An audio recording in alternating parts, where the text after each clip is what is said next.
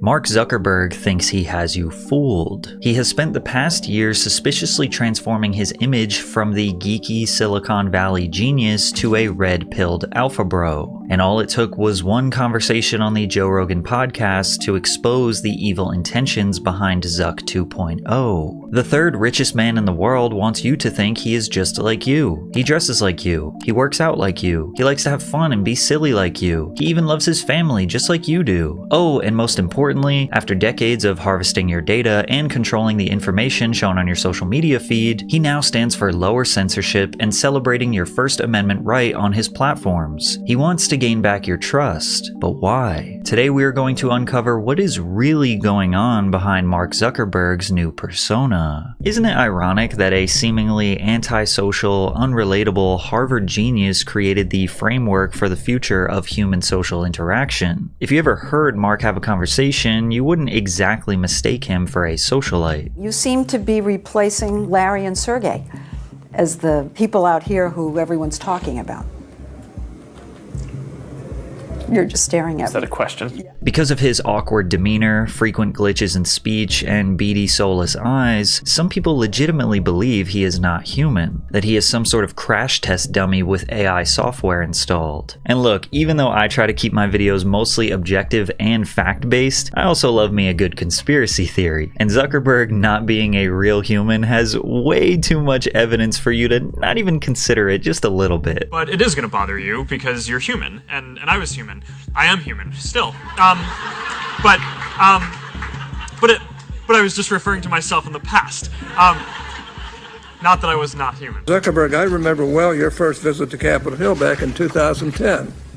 Control Houston, please call station for a voice check. All right, station, this is Mark Zuckerberg at Facebook. Can you hear me okay? It's a pleasure to talk with you today. Great to talk to you guys too. And is astronaut ice cream a real thing? Are the allegations true that you are secretly a lizard?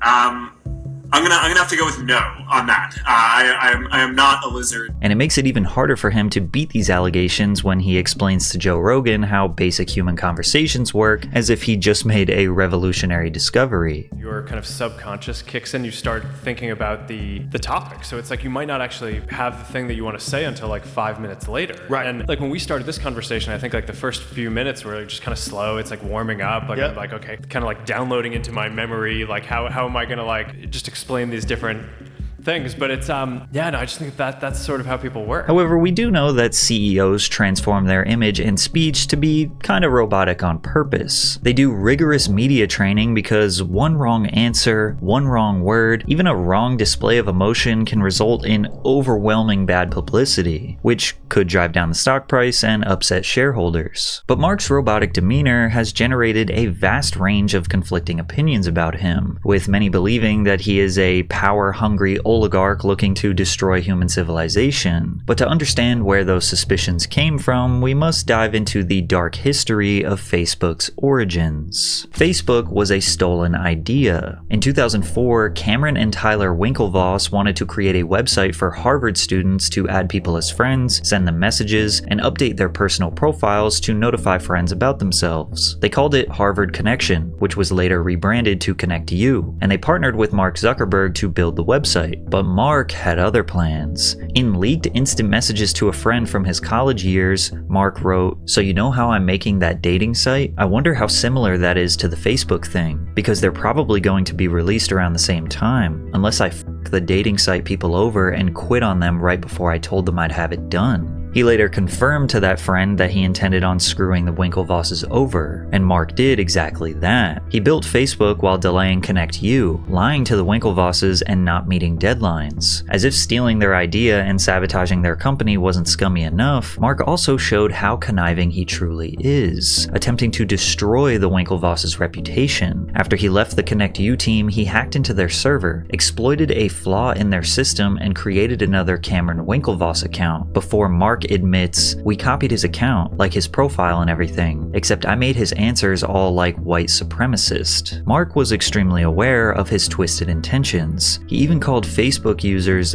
dumb for trusting him. And your data being in control of someone untrustworthy may not seem like a big deal, but it is. You or I could go to any data broker's website right now and buy anyone's data for a few bucks. It's completely legal. Big companies with poor security are getting hacked every day, and your personal information is being sold on the dark web so spammers, scammers, and identity thieves can target you. If the government can do something like ban TikTok, why won't they protect you from these similar practices? It's on us to protect ourselves, which is why I use today's sponsor, Aura. Aura keeps you safe online by doing all of the hard work. They will identify data brokers who are selling your information and submit opt-out requests on your behalf. Give Aura a few weeks and you'll stop seeing your information on these sites when you search yourself. Aura will also continuously monitor the dark web and alert you if they find your personal information exposed. They're going to let you know fast if anyone tries to use this information to access your credit or bank accounts. Plus, they give you $5 million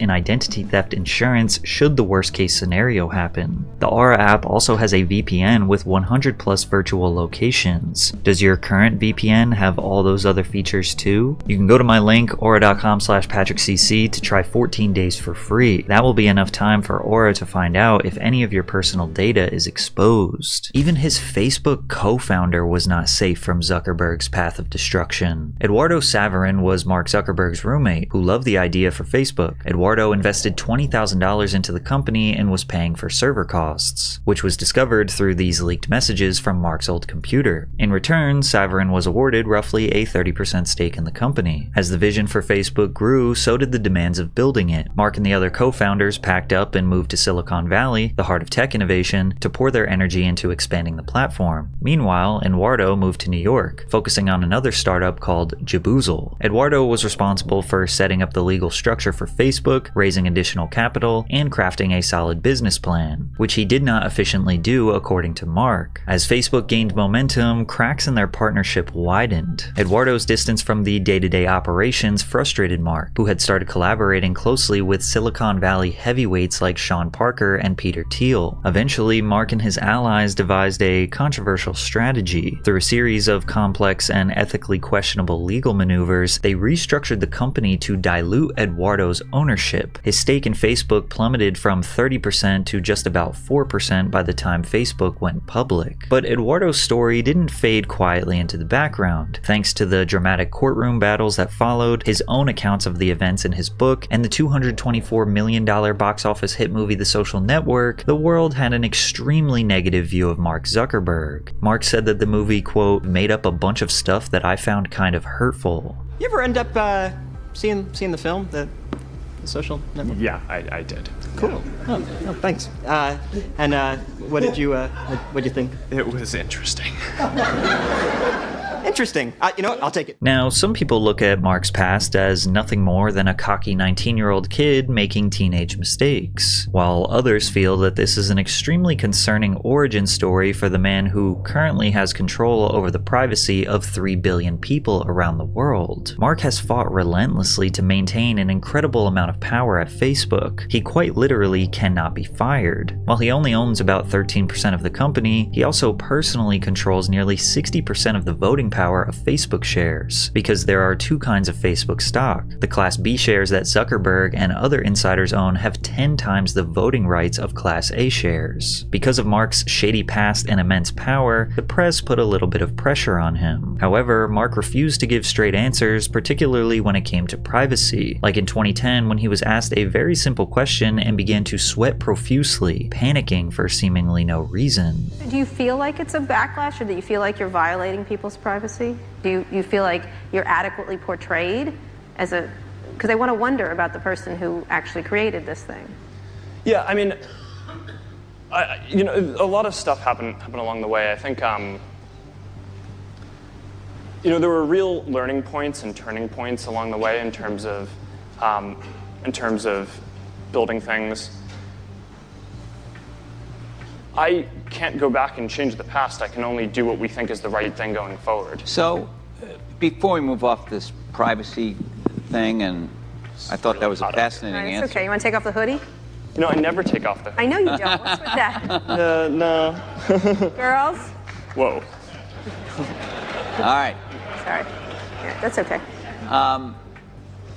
Maybe I should take off the hoodie. But what exactly was he hiding? Well, maybe the main driver of his revenue. Since Facebook is a free service, they make nearly all of their revenue by selling advertisements. The surface level business model is relatively simple. The more time users spend on the app, the more ads they can show. Therefore, the goal is to keep growing the user base and keep people on the app as long as possible. But the amount of data that they collect about you in order to show you these ads is not only ethically questionable, it's borderline surveillance. They receive your credit score, your IDs, physical locations, political and religious beliefs, all of your text messages, microphone access, web browsing history. They quite literally get access to your entire life just because you want to use their app and they want to sell you specialized advertisements. Then again, you did agree to their terms of service, and you do have the ability to opt out. But the practices they use to keep you on the app is nearing psychological warfare. In 2016, a whirlwind of chaos erupted. We had the most turbulent presidential election in history, the Brexit referendum, and billions of people spending more time than ever before online. And Facebook decided to change the way their algorithm worked. Mark wrote in an update letter, "We will also prioritize posts that spark conversations and meaningful interactions between people. To do this, we will predict which posts you might want to interact with your friends about, and show these posts higher in feed." Now the problem was what the algorithm deemed as the most meaningful content. For the most politically oriented 1 million American users, nearly 90% of the content that Facebook shows them is about politics and social issues. Now combine that with an even bigger problem, political and social issues that made people angry were designed to reach the tops of people's feeds. The algorithm had assigned reaction emojis, including the angry emoji, 5 times the weight of a simple like, according to company documents. This meant that millions and millions of people were essentially trapped in an echo chamber of argumentative content about political and social issues. But it gets worse. A private company with sinister intentions was able to obtain private data from Facebook due to inadequate oversight. Remember those goofy personality quizzes you'd see back in the day on Facebook? Well, chances are if you took one, you helped fuel political propaganda. Alexander Kogan created an app called This Is Your Digital Life. The app was presented as a personality quiz that required users to be logged into Facebook to take. So not only did it collect the quiz data, but also all of the personal information that Facebook takes from you. The app also accessed data from users' friends without their explicit consent. Kogan harvested information from up to 87 million Facebook profiles and sold the data to Cambridge Analytica, who then created psychological profiles of Americans for targeted political advertising, deep diving into their exploitable traits obtained from Facebook likes.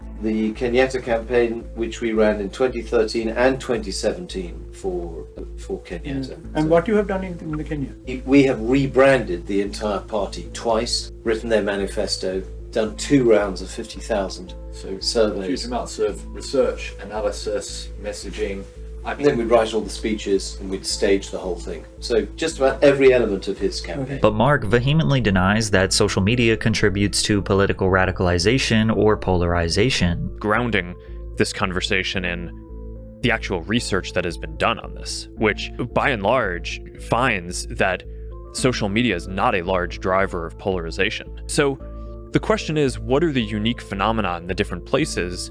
And I think for the people who are trying to say, hey, social media is the thing that's doing this, I think that clearly doesn't hold up, because social media is a phenomenon that is pretty much equivalent in all of these different countries. Now, in all fairness, this is exactly how we would expect him to respond. But this raises an even more important question. Is it Facebook's civic responsibility to regulate these radical individuals' behavior? Or is it the user that needs to take accountability for their own actions and beliefs? But is it even their fault if they are being psychologically manipulated by algorithms? Or more importantly, are these politically charged posts even being made by real people? Yes, Facebook is a private company, but have they become too big, too powerful? 65% of America uses one of Meta's products. Therefore, they have direct influence over 2/3 of the country. This resulted in Facebook getting slammed in the media, specifically blaming them for spreading political misinformation that they believe led to the election of Donald Trump.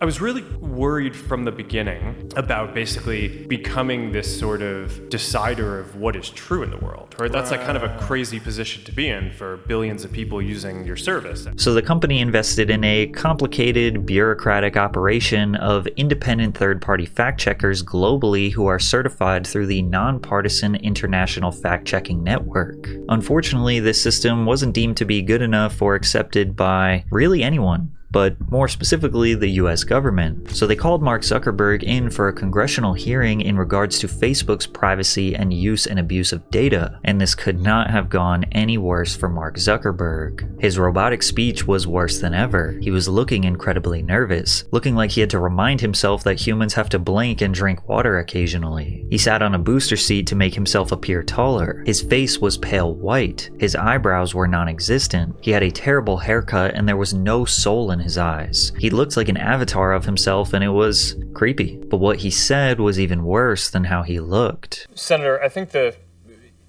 as a general principle, I think protecting minors and protecting their privacy is extremely important. And we do a number of things on Facebook to do that already, which I'm happy to get into. And I appreciate it. I'm talking about a law.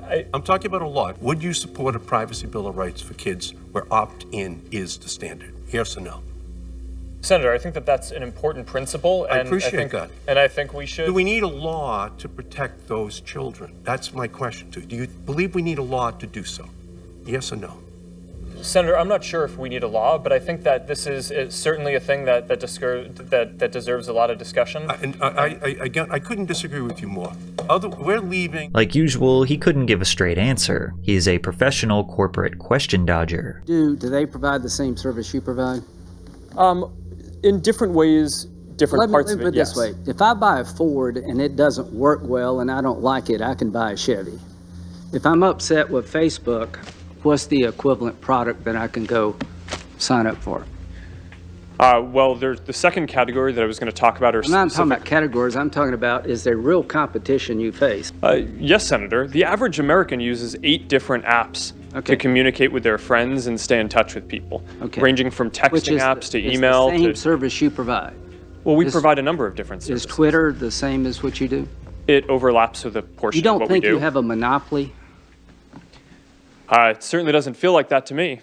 So after 5 hours of painstaking investigation, the American people learned basically nothing about how Facebook works, what they do with user data, and it did not immediately result in changes in legislation. However, in regards to the Cambridge Analytica scandal, in 2019 the Federal Trade Commission fined Facebook $5 billion for privacy violations. Facebook stole your data, and the government got a payday. It's tough to be at the other end of that. What was it like?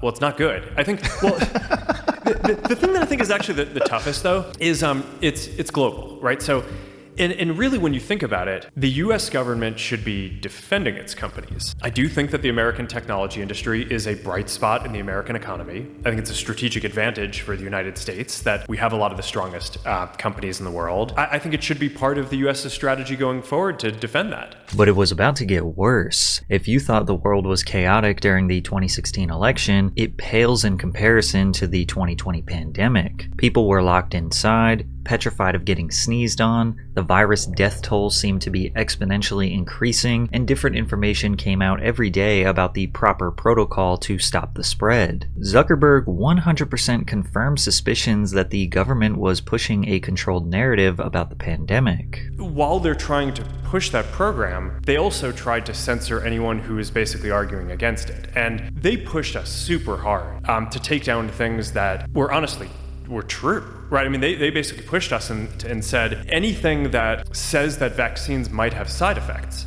you basically need to take down. I was just like, well, we're not going to do that. Like, we're clearly not going to do that. I mean, that is inarguably true. Now, at the time, if you thought mass censorship was happening, you would have been called a conspiracy theorist. But today, Mark seemingly has the confidence to criticize the US government, specifically criticizing the Biden administration after they lost the 2024 election. these people from the Biden administration would call up our team and like scream at them and curse. And it's like these documents it's all kind of out there. This is what "I'm sorry, I want to be on the winning side" looks like. Many people believe that Zuckerberg is pandering to the renaissance of private citizens demanding less censorship and less government control over information. And he's shifting all of the blame to the Biden administration that is no longer in power and being like, oh my god, the government is so corrupt, right guys? But he isn't just blaming the government. He is also blaming the third-party fact-checking organization he hired for being too biased. This has resulted in a major change in content policy on Facebook. First, we're going to get rid of fact checkers and replace them with community notes, similar to X, starting in the US. After Trump first got elected in 2016, the legacy media wrote non-stop about how misinformation was a threat to democracy. We tried in good faith to address those concerns without becoming the arbiters of truth. But the fact checkers have just been too politically biased and have destroyed more trust than they've created, especially in the US. One of Meta's fact-checking partners responded to this saying they used Meta's tools to submit fact checks and followed Meta's rules that prevented the group from fact-checking politicians. Meta ultimately decided how to respond to the fact checks, adding warning labels, limiting the reach of some content, or even removing the posts. This again just furthered the idea for people that he is trying to absolve himself or his employees of any blame for being a part of the machine used to control narratives, amplify hate, suppress facts, and ultimately divide Americans. And whether or not this is a clever smokescreen or a genuine concern, it is clear that Mark does understand some major shifts in public discourse. They trust the creators and the voices that they feel like are being authentic and giving them valuable information on there. So there's, I think, going to be just this whole new class of creators who basically become the new kind of cultural elites that people look at and are like, okay, these are the people who give it to me straight. I think that's a thing that is, maybe it's possible because of social media. But why does Mark all of a sudden feel like he needs to speak out against these issues? He says it's not because of the election, but then immediately contradicts that by saying how they try to make company decisions based on whatever the mainstream opinion is. I mean, at this point, I think a lot of people look at this as like a purely political thing. It's because they kind of look at the timing and they're like, hey, well, you're doing this right after the election. It's like, okay, I try not to like change our content rules like right in the middle of an election either, right? It's like there's not like a great time to do this. It's, right. And you want to do it a year later. Yeah, it's like there's no good time to do it. There's, right. And whatever time is going on, there's going to be. The good thing about doing it after the election is you get to take this kind of cultural pulse as like, okay, where are people right now and how are people thinking about it? We try to have policies that reflect mainstream discourse. Shifting gears after an election cycle isn't exclusive to Facebook. Businesses of this size are always cautiously straddling the fine line between opposing ideologies, doing their best to stay attractive in a turbulent political climate. But many believe that the only reason his perfectly timed shift in ideology is even remotely believable is because of his physical transformation, that this is all a highly calculated PR campaign. Nobody would buy a single word he is saying if it was coming from the empty-eyed, pale-skinned, horrible haircut, and robotic speech Mark Zuckerberg. The last time he tried to relate to us mortals, it made him look less human than ever. I like racing. I don't know how many of you guys like doing that, but that's, I feel like all these activities, grilling meats, racing cars, are probably two of the most fun things that you can do. So yeah. So he traded in the prim and proper cut for some modern messy curls, replaced the boring gray shirts for an oversized boxy fit streetwear tee and a long gold chain. But it doesn't stop at the surface. Mark even ditched the sedentary office lifestyle for the action-packed world of mixed martial arts, training with some of the most lethal fighters in the world. He often posts his black eyes and injuries and even says that he would like to one day compete in a real MMA match. Suddenly, he becomes less of an enigma and more like someone you might meet at a local gym, grappling with the same struggles and setbacks as any aspiring athlete. He has expressed a newfound love for hunting. He even vowed that he will only eat meat that he has killed himself. And with this transformation, Mark thinks he has you fooled. He thinks that you can't tell that this is a PR campaign. But when you're fighting, it's like, no, that's like, I think in some ways when people see me competing in this sport, they're like, oh no, that's the real Mark. It's like, because it goes back to all the media training stuff we were talking about. When I'm going and giving my sound bites for 2 minutes, it's like, no, it's like, fuck that guy. It's like, that's the real one. But why does he need you to like him or trust him? He is nearly the richest man in the world. He has over 3 billion people using his products. What more could he possibly need? Well, it could be argued that he is only now contributing to the narrative that our current world is borderline dystopian in hopes that those listening will flee to a world that he created, a world that he calls the metaverse. Zuckerberg rebranded the company as Meta on October 28, 2021, and conveniently during the heat of the pandemic, he revealed a new plan for an embodied internet experience, explaining it as a way to be inside of or one with the content, rather than viewing it on a screen. All right, perfect. Boy. Oh, hey, Mark. Hey, what's going on? Hey, Hi, Mark. What's up, Mark? Whoa, we're floating in space? Who made this place? It's awesome. Right? It's from a crater I met in LA. This place is amazing. Boz, is that you? Of course it's me. You know I had to be the robot, man. I thought I was supposed to be the robot.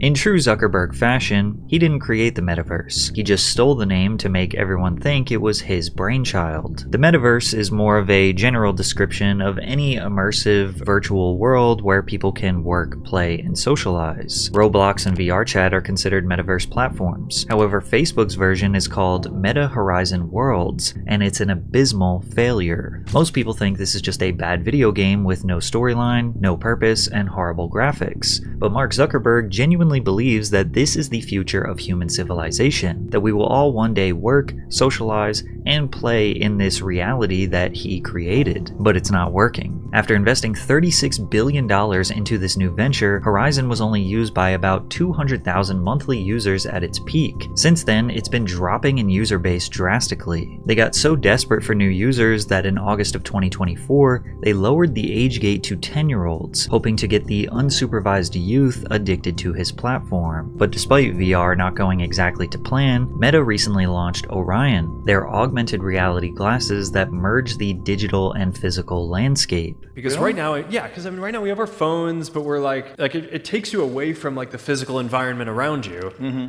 You're kind of like sucked into this little screen. I think now in the future, our computing platform, as it becomes more of like a glasses or eventually contact lens form factor, the internet is going to get overlaid on the physical world. And if you can get past the big goofy frames, this does seem like really cool technology that has been glamorized in sci-fi movies for decades. But all it took was a couple motivated college students to show the dystopian dangers that these glasses provide. We built glasses that let you identify anybody on the street. To use it, you just put the glasses on, then as you walk by people, the glasses will detect when somebody's face is in frame. This photo is used to analyze them, and after a few seconds, their personal information pops up on your phone. Oh, this is me volunteering. June Lee, right? Yeah. Oh my god. You're This photo was great. This is like from You're from 2008. Bergen County Academies? Yeah. Your Korean name is Ju-Yoon?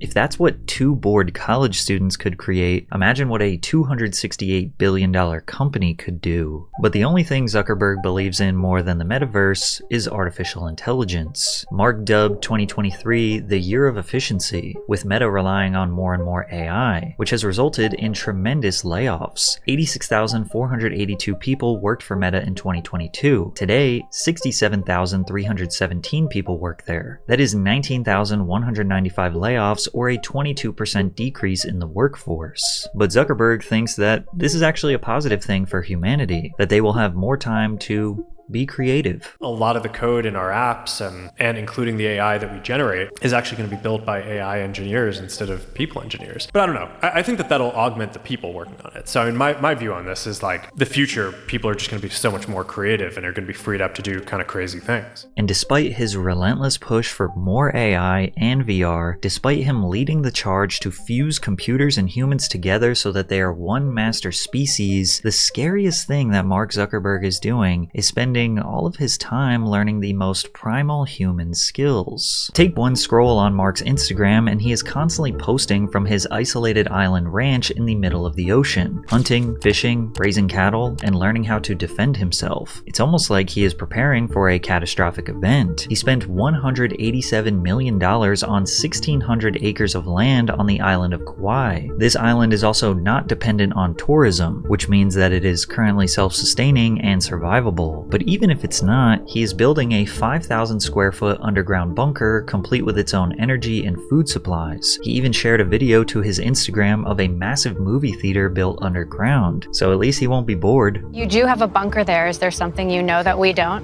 No, I think that's just like a little shelter under, and it's like a basement. A little shelter. What are you worried about? A billionaire who can artificially control the information of 3 billion people is not your friend. Mark likely doesn't want to connect with others in the metaverse, but he does want you and your kids there. And the money that you make for him will be used to keep himself isolated on one of the most beautiful, resource-abundant wonders of the world. He will spend the rest of his days having deep conversations with friends, singing songs to his children around a campfire, cooking feasts for his pack using antibiotic-free cattle that they raised, and fresh produce with 0 chemicals and preservatives. He will hunt, fish, fight, and learn how to build things with his hands. He will breathe fresh air, drink fresh water, and enjoy all the precious God-given resources in an age-old utopia. You, on the other hand, will own nothing, live in perpetual debt, spend nearly 100% of your time in the virtual world chasing fleeting moments of pleasure while your physical body withers away. Artificial intelligence will operate as an untouchable ruling class, controlling every facet of existence, optimizing society for profit while suppressing what little remains of human autonomy. You will be trapped in a dystopian hellscape,